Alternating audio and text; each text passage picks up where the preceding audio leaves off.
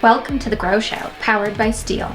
On The Grow Show, we share ideas, tips, tactics, and insights to help you grow your landscaping business based on our team's 40 years of experience running a landscaping company and working with other owners and their teams to do the same.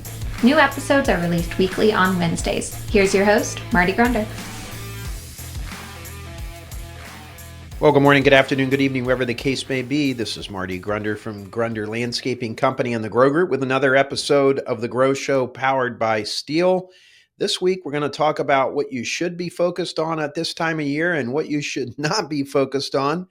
But first, a reminder, you can get the latest edition of The Grow Show delivered to your phone, tablet, or computer by subscribing wherever you get your podcasts or watch us on YouTube for an enhanced learning experience. The Grow Show is the greatest thing since the gamification of health. I have this Garmin watch. If you're watching on YouTube, I'm holding it up right now. I have an Oura ring. And I got to tell you, these two silly little pieces of technology have helped me, number one, sleep better and get more steps in. There is coincides there with me losing quite a bit of weight here in the last 9 months. I'm trying to do 75,000 steps a week, and I've been able to do that each of the last 6 weeks. And I hope there's no end in sight to it. I have grown to really enjoy walking. I do a little bit of running mixed in with the walking. I actually listen to The Grow Show. I listen to tons of other podcasts. The Learning Leader is another one I highly recommend.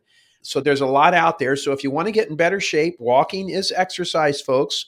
Try something that monitors your step count. I think you'll enjoy it.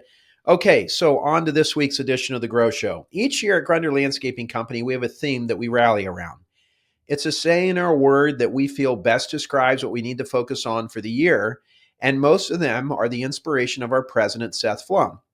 He's quite the thinker, folks, and actually quite creative. This year, our focus is on the word focus, F-O-C-U-S, and we're going to show you right now a picture of the banner that's hanging in our warehouse, and it's our whole focus, is focus. So on this edition of The Grow Show powered by Steel, I wanted to tell you what you should be focused on right now and what you should not be focused on. And remember, I have a little bit of a license to be able to do this, folks. I've been doing this 41 years now, and I have come to understand and know what's right and wrong to focus on. I've made more mistakes than all of you combined, and in those mistakes have been great lessons. In fact, it's in the mistakes that I have learned the most. Okay, those mistakes have been great learning opportunities. So I'd like to start today with what you should be focused on, and then morph into a little bit of what you should not be focused on, and then just kind of wrap a bow around this and hopefully help you this week. So here's 3 things I think you should be focused on right now.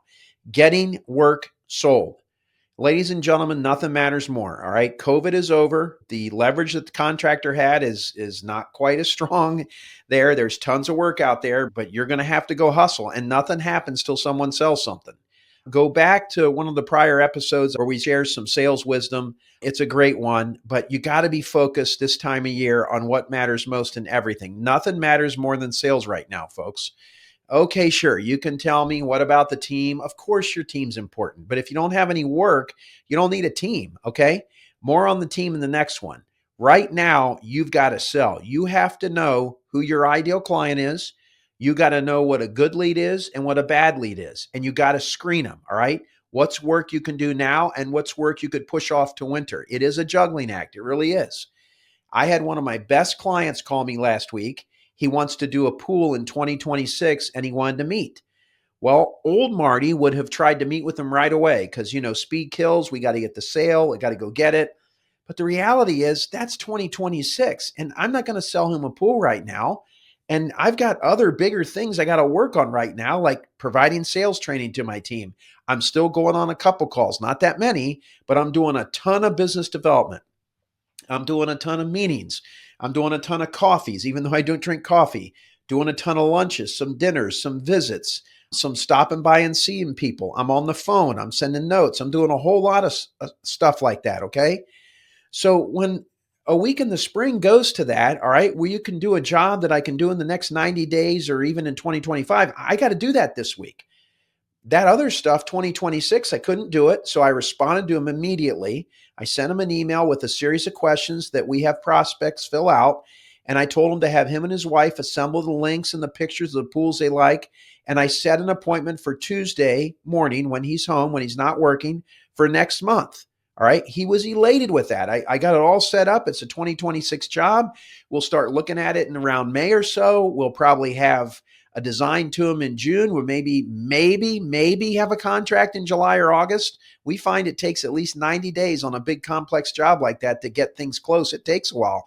And by the time we get everything else, it could even be 5 or 6 months. We'll get it. I'll stay on it. But the work that I can do right now in the year 2025, that's what I have to follow up on. Okay. Real fast. I also followed up with this prospect with an email with a whole slew of photos, pools that we've done, some things that he could look at, have that all ready and ready to go with that. So it got a good touch on him. And instead of getting into that project, I secured what I could on that. And I spent my time meeting with an executive at a local business, about 13 buildings in their portfolio. Came to find out we have a ton in common. We really hit it off. And while I don't know that I'm going to get all their business, I did some good. So had I gone on the other lead, I don't get to spend time with this one. And I just think that's a big part of here. You got to sell work and you got to realize what's a good lead right now and what's not. I also worked on several proposals with one of our sales pros in training that needs to learn how to talk to prospects and clients on how to sell work. We closed about $90,000 worth of work together, which is good. It helped them get started. It was a good use of my time. So at the end of the day, what I want you to understand here is there's a delicate juggling act that goes on. But at the end of the day, you got to spend your time on the things that matter most. And booking up this year is what you need to do. We have found in an analysis of our sales that we sell 50% of all of our work in a year right now in this 90 days in the spring. So stay focused on sales right now and try to diplomatically push the other things off, but stay focused. Stay focused. Focus. Focus. All right. So we want you to make sales. Number 2, focus has to be on getting work done. Be all in on this, folks. And I mean all in. I've always been an intense guy when it comes to getting work done. I don't have patience or a liking for those who don't work hard. It's spring. We're all busy. All right. I don't like to hear somebody tell me how busy they are. I try not to tell people how busy I am because I think everybody's busy. And I just don't see what you gain by talking like that. It's spring. We're all busy. And all of our teams, our systems, our equipment, our vendors and the like, they're all pushed to the max. They go from being half asleep to some degree if you don't have snow to, 24/7. Now is not the time to talk to the ice melt sales representatives. By the way, why are they calling you now? It just doesn't make any sense, but I digress. Now's not the time to try out new mowers. You should have done that last fall when you had time, not now.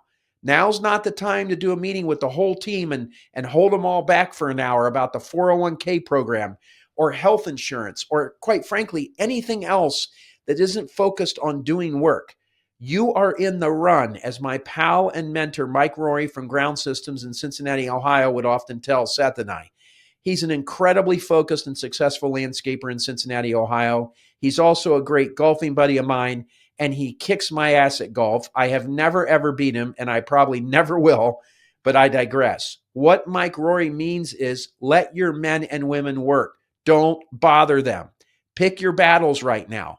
The trucks might be dirty right now. The properties may not look their absolute best right now with all the spring rains and everything, but get the work done. Don't get hung up so much on little things that really don't matter. If they're making you mad, sleep on them at night. More times than not, when I sleep on it, I get up the next day. I'm not near as upset about it. I process it. I find out there was a valid reason why we did something, or there really wasn't a valid reason for me to be that upset. All right. So be mindful. Sell the work, do the work done. And then number 3, and I think we all from time to time are guilty of not focusing on this, but take care of your team.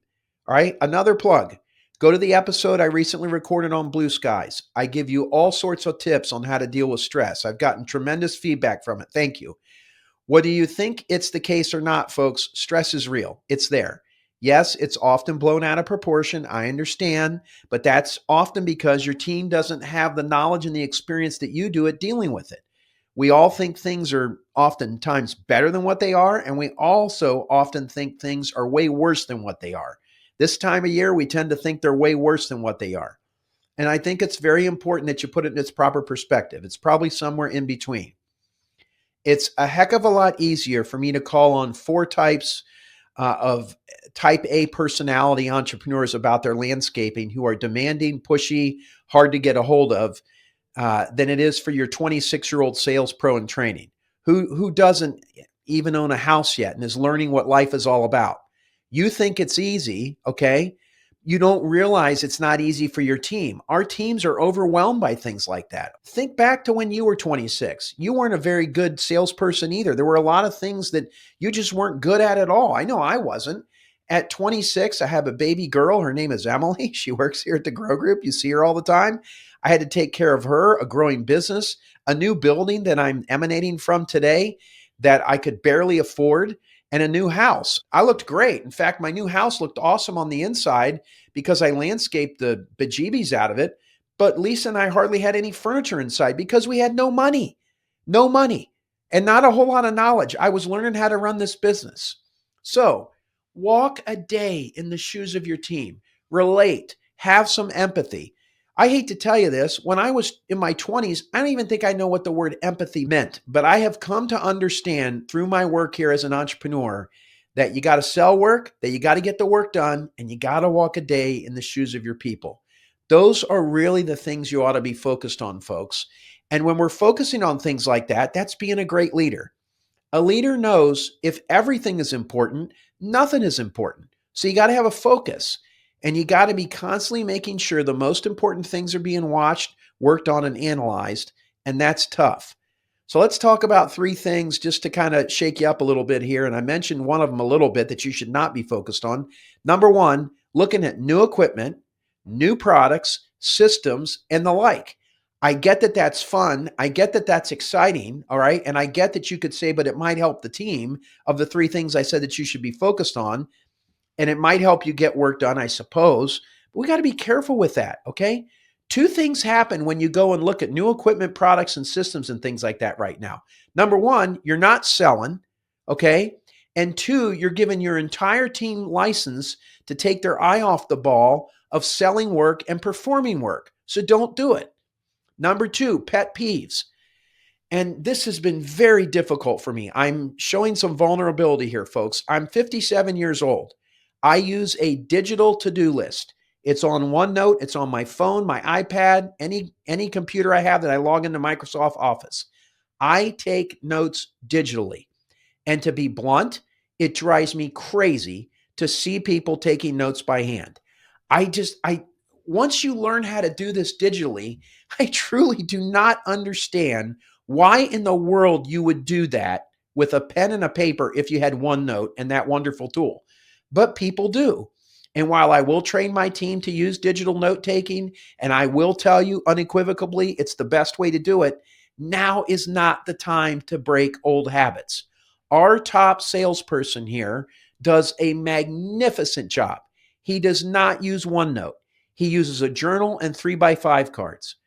I am not going to tell him he has to use OneNote. If he finally sees it as a tool that will save him time and help him be more organized, that would be great.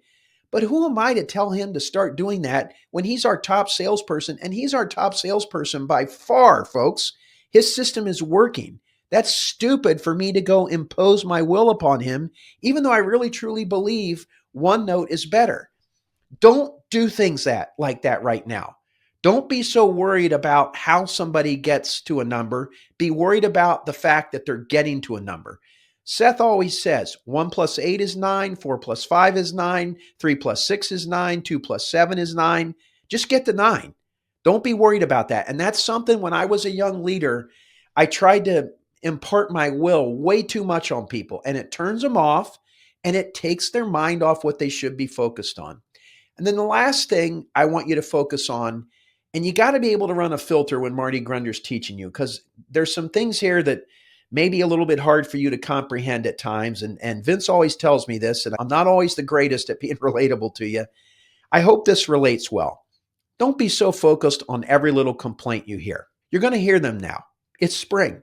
Be pragmatic about it. We had an employee here. He's no longer here. He said that Aspire was stupid. It was a waste of time and we ought to just do things by paper because that's what everybody likes. That was one person 5 years ago when we were implementing Aspire. We have men and women here now that will tell you Aspire was the greatest labor-saving, thing that we ever could have added to our company, and it's thrust us forward. But we tend to focus on the one negative comment instead of the 19 people that like it. It's just human nature. So don't let all these complaints bother you. We had another person that used to work here. Every month, we have a 45-minute to an hour company-wide meeting. We call it Grow, and we go in there and we share updates on everything. We communicate at a very, very high level. We had an employee that didn't know I was listening, said, Marty and Seth talk all the time about indirect time and saving time. That Grow meeting is the dumbest thing in the world. Nobody cares about any of that stuff. It's just stupid. We ought to go to work. We shouldn't be sitting in there listening to them talk. I overheard him saying that. I couldn't believe it. All right. Did it make me mad? At first, it made me mad. But the more I thought about it was that guy has no business working here. All right. And eventually he just, like a month later, self-selected himself out of the organization, which was great. If he thought that taking an hour for us to sharpen our saw and get better together by sharing information is dumb, then I'm sorry, this sounds terrible. He's dumb. Okay. But again, we let one thing like that bother us. Maybe you have 90 great reviews and one client is mad because the grass seed that you planted last year didn't come up this spring. They don't call you. They just post a bunch of pictures and say, Grunder Landscaping sucks. Here's my backyard. It happens to us. We go, we try to make it right. It bothers me. I'm not going to lie to you. But I've come to learn that I can't let that wreck my day. Now, it still should bother you. I think if it doesn't bother you, there's something wrong. But we got to be careful about how bad we let it bother us. And we got to think pragmatically. And to give a little pitch, this is where our ACE groups, our peer groups, really help each other. Because when you don't have anybody to share this beyond your family, which that's not always the greatest idea to go home and start complaining to your family. Man, if you got a buddy you can call and say, hey, can I just tell you, we just got this review on Google last night and they said we suck and everything else. And your friend from your ACE group might say, hey, happened to us last week. Don't worry about it. Go reply on the review that you're sorry they're unhappy. You're sending someone out to take a look at it and you promise you will fix it. And maybe they'll take the review down for you. You've gotten them to take a review down? Yeah, I've gotten people to do that. Okay, well, I'm really glad I talked to you. We tend to go through all these things on our own, and there's really no reason for that, folks. At the end of the day, I want to remind you something that Vince Torchia, my wonderful partner here at the Grow Group, often says when he's facilitating an ACE group. He's told me this. He says, remember, as the leader goes, so goes the team, so goes the company. It's really hard to argue with that, folks. People imitate what they see the most of. When you are a leader, all right, when you focus on selling work, when you focus on getting work done, when you focus on walking a day in the shoes of your team, great things are going to happen, okay? So go sell work, go get work done, and take care of your team this busy season. You, your team, and your wallet will be glad you did. Okay, so that's going to do it for this week's edition of The Grow Show, powered by Steel. If you haven't done so already, subscribe to The Grow Show, and if you can, give it a rating or share a comment. That helps more success-minded landscape professionals find us. And if you really want to help us, take your phone out right now and share this episode with a team, a landscape pro, a friend, one of your coworkers, someone that might benefit from it. Thanks for joining us this week on The Grow Show. We'll see you next week. Thanks for listening to this episode of The Grow Show. A special thanks to the folks at Steel, whose support makes this podcast possible and whose outdoor power equipment makes our jobs easier every day. Remember to subscribe so you never miss an episode, and head to growgroupinc.com to learn more about our other offerings or to find more information to help your landscaping business. We'll talk to you next week.